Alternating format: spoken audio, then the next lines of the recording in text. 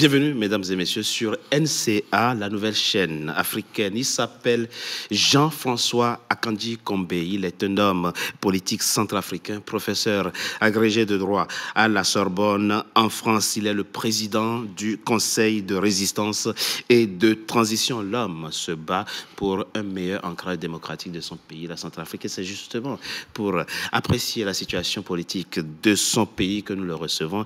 Il est notre invité. Jean-François Akandji Kombe, bienvenue.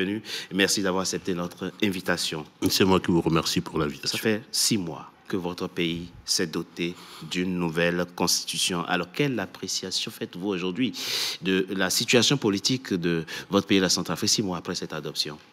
Alors, permettez-moi tout d'abord, pour répondre à votre question, de rendre un vibrant hommage à 2 résistants, 2 des nôtres, qui sont tombés ces jours derniers, dans la fleur de l'âge, c'était des tout jeunes. Il s'agit de Orphée Douak Lekete et de Axel Brice Ngaïkosé, qui sont morts ici en France. Oui. Et c'est cela aussi, l'après-constitution. Mais vous avez choisi, et je pense que vous avez bien fait, de choisir le marqueur, ce marqueur-là, c'est-à-dire ce qu'ils appellent la nouvelle constitution, parce que vous avez suivi la campagne, je sais que vous l'avez fait assidûment, la campagne pour l'adoption de cette constitution, et on nous a asséné, aux Centrafricains un certain nombre d'arguments. La constitution, c'est la promesse d'un mieux vivre, prospérité, promesse d'une meilleure démocratie, promesse de plus de sécurité. Aujourd'hui, où est-ce qu'on en est? On n'en est pas là. Nous avons des données objectives, et 6 mois après, on peut l'apprécier sur le plan économique. Les données de la Banque mondiale qui datent de moins d'1 mois montrent que la pauvreté s'est aggravée, la misère s'est aggravée même. Aujourd'hui, c'est plus de 70% de nos compatriotes qui sont dans un état au-dessous du seuil de pauvreté, et plus de la moitié d'entre eux ont atteint le seuil critique de l'extrême pauvreté. De l'extrême pauvreté. Et ça, ce que je dis là, ce sont des souffrances humaines de nos compatriotes qui sont derrière. Il n'y a pas d'eau, il n'y a pas d'électricité, il n'y a pas d'eau potable, il n'y a pas à manger, il n'y a pas de route, il n'y a rien de tout cela. Tout ce qui avait été promis n'est là. Sur le plan politique, puisque votre question porte sur le plan politique, aujourd'hui, les marqueurs sont très clairs. D'abord, caporalisation des institutions. L'Assemblée nationale s'est réunie récemment, en l'espace d'1 semaine, pour adopter 8 lois organiques, pour mettre en place les institutions. Et ce qui est clair dans ces institutions, c'est que toutes les institutions de l'État centrafricain sont aujourd'hui sous la domination du président de la République, et ce n'est plus seulement par la pratique, c'est parce que leur nouvelle constitution le veut. Et puis, il y a quelque chose qu'on ne voit pas à l'extérieur, une accélération de la répression contre les démocrates, contre tout citoyen centrafricain qui a le malheur d'exprimer une autre idée. Vous avez déjà autour de cette table, nous avions parlé de ma propre condamnation avec d'autres résistants à 2 ans d'emprisonnement et à 5 ans de déchéance des droits civiques pour motif de incitation à la haine contre le gouvernement, appréciez vous-même. Mais depuis lors, il y a eu la condamnation de Karim Mekassoua, grand homme politique, ancien président de l'Assemblée nationale, pour des raisons politiques. Il y a eu l'arrestation et la séquestration et la détention arbitraire d'un jeune député qui est de notre mouvance, c'est Dominique Yandoka.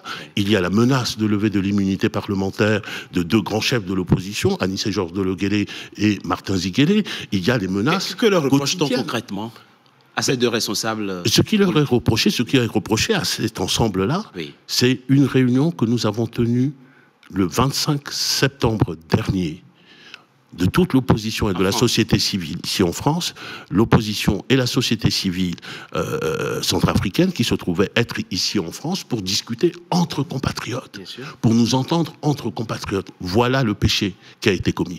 Et ceci se double par ailleurs, ça c'est sur le plan politique, mais on pourrait poursuivre la liste. J'ai parlé de la sécurité tout à l'heure, permettez que je mentionne quand même un fait. Au-delà de l'insécurité qui continue à prévaloir dans nos provinces avec les rackets, avec les exactions, avec les viols, etc. Il y a un fait aujourd'hui qui est que la République centrafricaine est en guerre silencieuse. On n'en parle pas. Ça ne sort pas dans les radars. Il se trouve que M. Touadéra a fait clandestinement, en tout cas en toute, sans publicité, 3 voyages qui étaient essentiels. Il est allé au Soudan du Sud, il est allé en Ouganda, il est allé en RDC. Pourquoi? Pour demander quoi? Pour demander des armes et des troupes pour mater les populations du Grand Est centrafricain. Et fort heureusement, il est revenu bredouille. Mais il y a une intention, le pouvoir de Bangui contre la population, contre sa propre population. Nous sommes dans cet état-là aujourd'hui. Et ceci est des plus préoccupants. Ce que je voudrais dire ici, c'est que comme de la même manière que dans la vraie vie, on ne peut pas changer la nature d'un homme en changeant seulement ses habits. On ne peut pas changer le logiciel d'un pouvoir seulement en changeant de texte. La dynamique négative et régressive est toujours là, à l'œuvre. Cette constitution, il faut le rappeler, a été adoptée il y a 6 mois et elle permet désormais au président Touadéra de briguer un 3e mandat en 2025. Vous pensez que c'était ça son objectif ? C'était un objectif, évidemment, puisque l'opération consistait, entre autres, à briser le verrou qui empêchait d'aller vers un 3e mandat. Et d'aller... la Constitution de 2016 interdisait le 3e mandat et limitait la durée du mandat à 5 ans. Il fallait briser ce verrou-là, évidemment pour pouvoir avoir un pouvoir à vie. Ça, c'était un objectif. Mais cet objectif-là n'était pas le seul. Hein. Cet objectif n'était pas le seul. Il y avait aussi un autre objectif qui est tout aussi essentiel, c'était de briser toute opposition, en tout cas d'avoir un pouvoir sans partage, absolu et sans frein. C'est ce qui a conduit, par exemple, pour que nos auditeurs comprennent très bien, par exemple, les verrous qu'il y avait dans la Constitution pour permettre de contrôler la dévolution des contrats miniers, des contrats forestiers, des contrats pétroliers. Ce verrou-là a sauté. L'institution qui était chargée de surveiller ça, c'est-à-dire la haute autorité de la bonne gouvernance, elle n'est plus dans la nouvelle Constitution. Et tous les autres verrous ont sauté avec cela. Donc cet objectif-là était tout aussi grand. Et je voudrais revenir sur le premier objectif, qui est d'avoir le pouvoir à vie, c'est-à-dire de se faire élire indéfiniment. Tout un arsenal, on a construit tout un arsenal de division des Centrafricains pour atteindre ce résultat-là, à travers 2 notions dont nous avons déjà parlé, qui est d'abord la notion de Centrafricain d'origine, et ensuite l'exigence d'une centrafricanité exclusive, d'une nationalité exclusive pour aller aux élections. Et je voudrais dire ça existe dans d'autres pays aussi. C'est dans d'autres pays, mais il faut tenir compte de l'histoire de la République centrafricaine sur les 2 plans. Sur le premier plan, d'abord, l'exigence d'avoir une seule nationalité, la nationalité centrafricaine, c'est une exigence qui, dans l'absolu, ne peut pas choquer. C'est ça. Ne peut pas choquer, mais il faut tenir compte de l'histoire du pays. Ce pays, depuis l'indépendance, a fonctionné par exclusion successive de ses cadres, des meilleurs de ses filles et de ses fils. Ce n'est pas par gaieté de cœur, ni volontairement, que la plupart des Centrafricains sont sortis de leur pays, ont dû vivre à l'extérieur, travailler à l'extérieur et prendre éventuellement une nationalité étrangère. Je veux vous dire, je prends mon cas, par exemple. J'ai soutenu ma thèse ici en France, je suis rentré à Bangui. Je n'ai pas pu trouver de travail, je suis revenu ici. Et par 2 autres fois, et d'ailleurs, les 2 autres fois, c'était en face de M. Touadéra. En 2006, je suis reparti à Bangui avec un projet, j'étais vice-président d'une université française ici, je repartais à Bangui avec un projet de coopération interuniversitaire et avec le projet personnel de revenir au pays pour contribuer au pays. J'ai rencontré M. Touadéra qui était alors le recteur de l'université de Bangui et M. Sarandi, l'actuel président de l'Assemblée nationale, qui n'était autre que le secrétaire général. On a fermé les portes, on a fermé les fenêtres, on n'a donné aucune suite à cela. Lorsque M. Touadéra a été élu, qu'il a prêté serment pour la première fois, j'étais à Bangui, j'étais parmi les premiers qu'il a rencontrés. Je lui ai dit la phrase suivante: je suis à la disposition de mon pays. Il n'a pas répondu à cela. Et dans ces conditions-là, c'est en quelque sorte une politique de double peine. Non seulement vous exilez par la force des choses les Centrafricains à l'étranger, et vous allez leur reprocher encore de pouvoir bien se débrouiller à l'étranger et de gagner de la compétence qui peut servir au pays. Et sur les Centrafricains d'origine, on sous-estime aujourd'hui l'impact de cette notion-là et la portée de cette notion-là. on reste sur le fait qui est déjà très grave. Oui, bien sûr. Que des hommes politiques de premier plan en République centrafricaine sont éliminés de la course à la présidentielle. C'est le cas de Martin Ziguélé, dont l'un des parents n'est pas centrafricain, parce que pour être centrafricain d'origine, il faut que les deux parents soient centrafricains d'origine. C'est le cas, au-delà des hommes politiques, c'est le cas de, je dirais, nos frères musulmans, qui, dans la très grande majorité, sont devenus centrafricains au terme d'une migration. Tous ceux qui sont au terme d'une migration. Et puis, surtout, pour que demain, vous puissiez prétendre être centrafricain d'origine pour accéder aux hautes fonctions civiles et militaires ou aux élections, encore faut-il que vous prouviez que votre nationalité et celle de vos parents.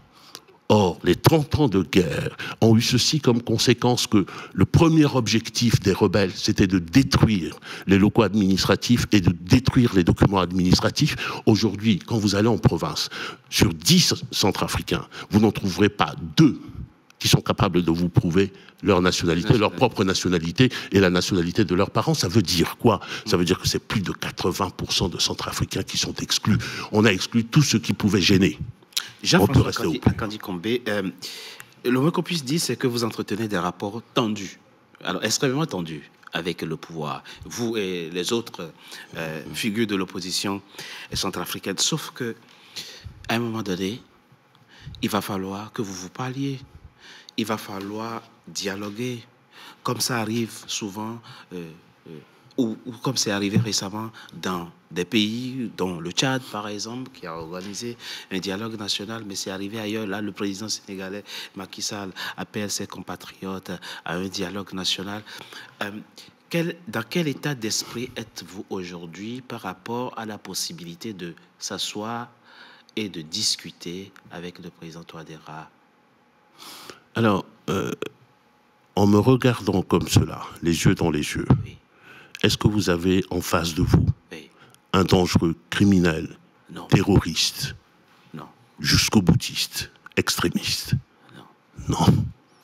Vous avez en face de vous un fils de Centrafrique, un patriote, qui se dit « mon pays mérite mieux », qui se dit « il est possible de faire autrement », et qui, avec d'autres patriotes, ont toujours été dans une position de dialogue, de discussion avec le pouvoir.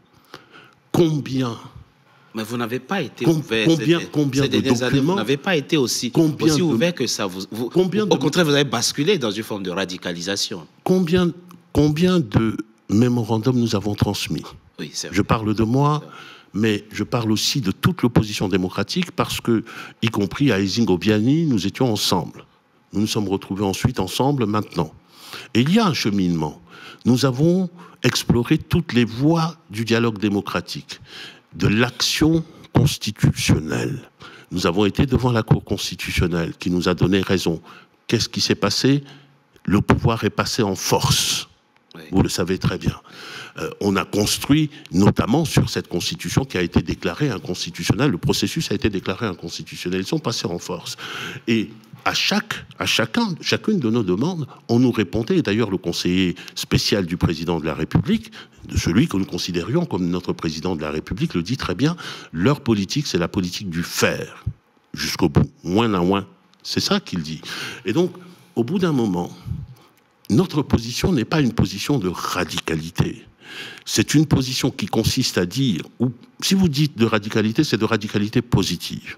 Nous sommes dans un pays où des Centrafricains se sont réunis en 2015 pour dire voilà ce que nous voulons comme institution, voilà ce que nous voulons comme direction de ce pays, voilà ce que nous voulons qu'on fasse de nos ressources naturelles.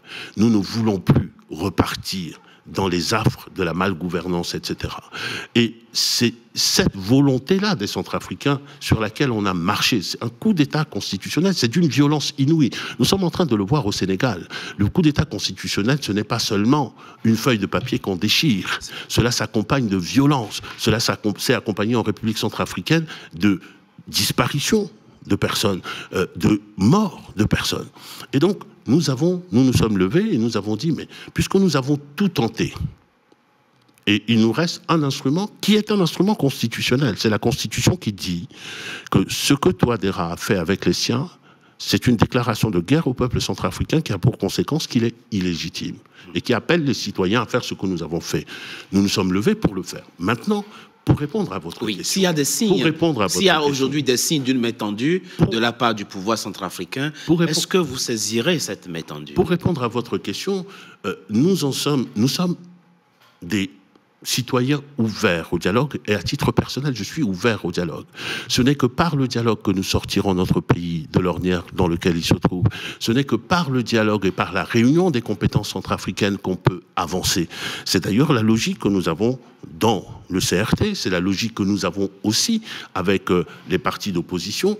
Nous sommes ouverts au dialogue, mais nous disons ceci. Il ne peut y avoir de dialogue utile que si la confiance est là, c'est-à-dire la confiance dans la parole de l'autre. Toute notre histoire du cycle Touadéra nous montre qu'il n'y a pas de respect de la parole donnée, y compris le serment qui a été fait sur la Constitution et devant les ancêtres. Il nous faut ça. Nous le posons comme préalable. Deuxièmement, nous irons au dialogue. Nous sommes prêts à aller au dialogue si le climat qui a été créé aujourd'hui, qui fait que aujourd'hui, aucun d'entre nous, si je rentre aujourd'hui, je suis en prison. Je ne vous cache pas. Mais tu as parlé de signes de main tendue. Donc, mais de signes de main tendue, il y a un certain nombre de choses, mais que je ne détaillerai pas ici, puisque nous n'avons pas le temps. Mais ce que je peux vous dire, c'est que par le truchement d'un certain nombre de canaux, 3 en particulier, nous avons déjà envoyé le message à M. Touadéra. Et à son gouvernement, il lui est parvenu sur les préalables qui feraient que nous irions à la table des négociations. Il ne s'agit pas simplement de discuter. Nous avons dit, lorsque nous nous sommes réunis avec les partis politiques le 25 septembre, compte tenu de la situation telle qu'elle est, nous ne reconnaissons pas la Constitution parce que ce n'est pas une Constitution des Centrafricains et nous ne reconnaîtrons pas les institutions qui en seront issues. Et la conséquence de cela, c'est que nous ne pouvons pas aller à des élections qui sont d'ores et déjà pipées. Donc, mais, je le répète, nous sommes convaincus que c'est par le dialogue qu'il faut sortir, mais un dialogue sincère, avec une garantie. Et nous demandons à nos amis de la communauté internationale, quels qu'ils soient, de jouer ce rôle de garant. Parce que la parole de M. Touadéra, aujourd'hui, aucun Centrafricain ne peut y croire. Une dernière question, très rapidement, pour finir, et votre réponse, s'il vous plaît, en quelques secondes. On le voit dans plusieurs pays, l'opposition a du mal à parler d'une seule voix, divisée. Elle est dans plusieurs pays.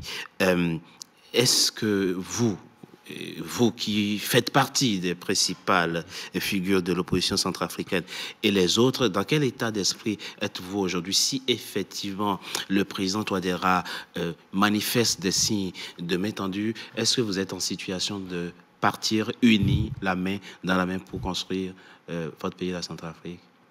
Alors, ce que je peux vous dire, c'est que, effectivement, comme dans beaucoup de pays africains, nous avons été divisés. Mais fort heureusement, et c'est l'une de mes plus grandes satisfactions, de nos plus grandes satisfactions, ce n'est plus le cas aujourd'hui. Je vous citais tout à l'heure la réunion du 25 septembre. De la réunion du 25 septembre est sorti un instrument de concertation entre nous qui s'appelle la CFR, c'est la concertation des forces républicaines. Et cette concertation des forces républicaines, depuis le 25 septembre, nous travaillons. Et beaucoup seraient surpris par le climat de fraternité, le climat de cohésion et le climat de travail que nous avons entre nous, leaders de la société civile et leaders des partis politiques. Ceci est un terrain, ce n'est pas seulement un état d'esprit, c'est une pratique du travail en commun que nous sommes en train d'entreprendre. Et évidemment, je ne suis pas le porte-parole de la CFR pour pouvoir exprimer ici la position de la CFR, mais je crois pouvoir dire que ce que j'ai dit ici, c'est ce que nous portons tous ensemble et collectivement.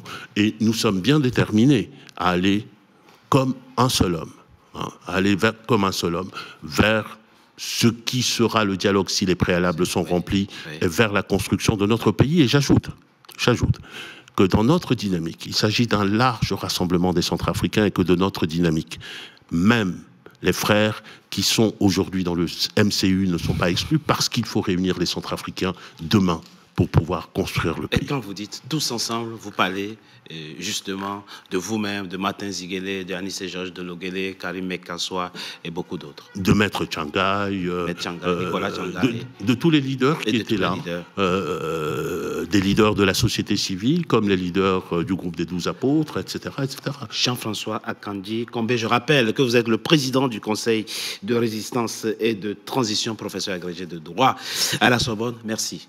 C'est moi qui vous remercie. C'est la fin de notre émission. Merci d'avoir été nombreux à nous suivre. À très bientôt pour un nouveau numéro de notre invité.